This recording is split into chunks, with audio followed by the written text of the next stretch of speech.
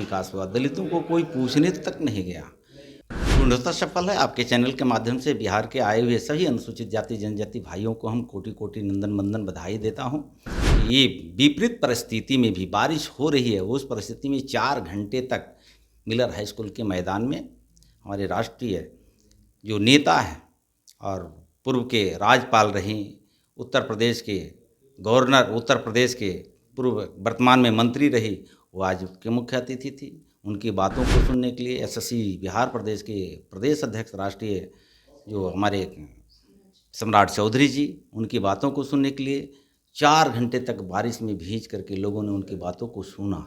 नमस्कार, आप देख रहे हैं एक न्यूज़ 24। मैं हूं संजीव सिंह, आपके साथ। भारतीय जनता पार्टी के तरफ से आज पटना के मिलर हाई स्कूल ग्राउंड में अम्बेडकर समागम का आयोजन किया गया और इस मौके पर जो है इस कार्यक्रम को लेकर के बातचीत करने के लिए हमारे साथ है जनक चमार जी, जो कि भारतीय जनता पार्टी के मुख्य प्रवक्ता हैं। आज का जो कार्यक्रम हुआ, कितना सफल रहा कार्यक्रम? नेता, देश के यशस्वी प्रधानमंत्री नरेंद्र मोदी जी के नेतृत्व में अक्षुण जो संविधान का हवाला दे करके लोगों ने इस राजपाट में आया। आज नरेंद्र मोदी जी ने संविधान के बदौलत गरीबों को आज सेवा कर रहे हैं।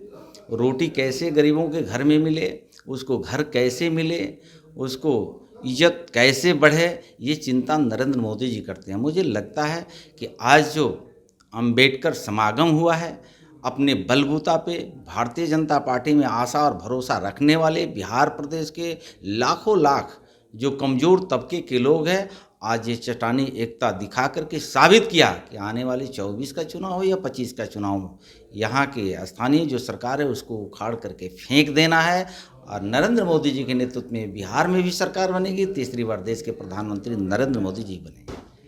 अम्बेडकर समागम के द्वारा कहीं ना कहीं दलित वोट बैंक को साधने की कोशिश भाजपा कर रही है। आप भी दलित समुदाय से ही आते हैं, कहाँ तक जो है आप समर्थन, मतलब आपके मदद से इस बार जो है भारतीय जनता पार्टी को बिहार में क्या मतलब कुछ मिलने वाला है? भारतीय जनता पार्टी की प्रचंड बहुमत की सरकार बनेगी। मैं भी उसी समाज के, उसी परिवार का बेटा और भाई होने के नाते आपने देखा होगा ये 15 साल के कुशासन में किस तरह से बड़े बड़े नरसंहार हुआ है दलितों के प्रति, कोई आंसू पोंछने नहीं गया। लेकिन आज 10 साल के शासनकाल में नरेंद्र मोदी जी ने जिस तरह से गरीबों को, अंतिम पंक्ति में बैठे हुए कमज़ोर तबके के लोग था, उनको रहने का, खाने का, रोटी का, कपड़ा का, मकान का, शिक्षा का, स्वास्थ्य का चिंता किया है।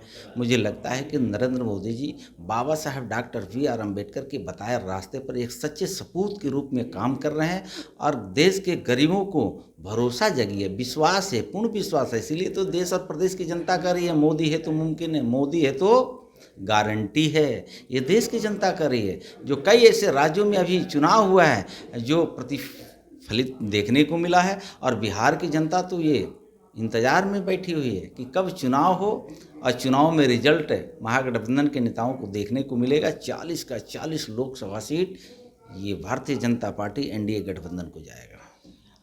जेडीयू के मंत्री हैं, वो बोल रहे हैं कि भारतीय जनता पार्टी जो है वो आरक्षण को ख़त्म करना चाहती है, संविधान को बदलना चाहती है। इस पे क्या कहेंगे आप? ये 10 साल हो गए देश के प्रधानमंत्री को बने हुए। अब गरीबों को जदयू के लोग गुमराह कब तक करते रहेंगे?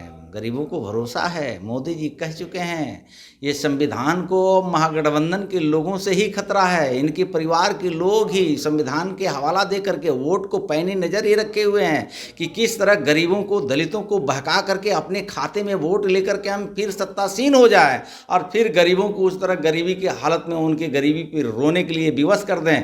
लेकिन धन्य है देश के प्रधानमंत्री नरेंद्र मोदी जी, अब इन कुत्सित मानसिकता वाले महागठबंधन इंडिया ठगबंधन के लोगों को अब जनता समझ गई है। अब इनको फिर सत्ता में आने नहीं देगी, आएंगे तो नरेंद्र मोदी जी ही।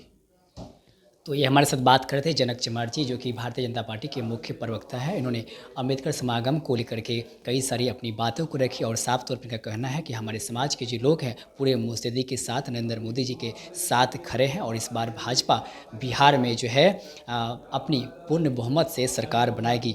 और भाजपा कभी भी आरक्षण विरोधी नहीं है, संविधान विरोधी नहीं है, वो हमेशा से संविधान और आरक्षण के समर्थन में रहती है। और जेडीयू के जो है मंत्री लोग ही इस तरह के बयान जो जो दे रहे हैं वही इनका हमेशा से विरोध करती है और इसे खत्म करना चाहती है। फिलहाल देखने वाली बात ये होगी कि आने वाले लोकसभा चुनाव और 2025 में जो होने वाले विधानसभा चुनाव में है उसमें दलित वोट बैंक कहां तक बीजेपी के समर्थन में रहती है। इस खबर में इतना ही। आगे खबरों को देखते रहे 1824। अगर आप हमारी इस वीडियो को यूट्यूब पर देख रहे चैनल को सब्सक्राइब करें, अगर आप फेसबुक पेज पर देख रहे तो पेज को जरूर फॉलो करें। सोएगा पिंटू के साथ संजीव सिंह, पटना।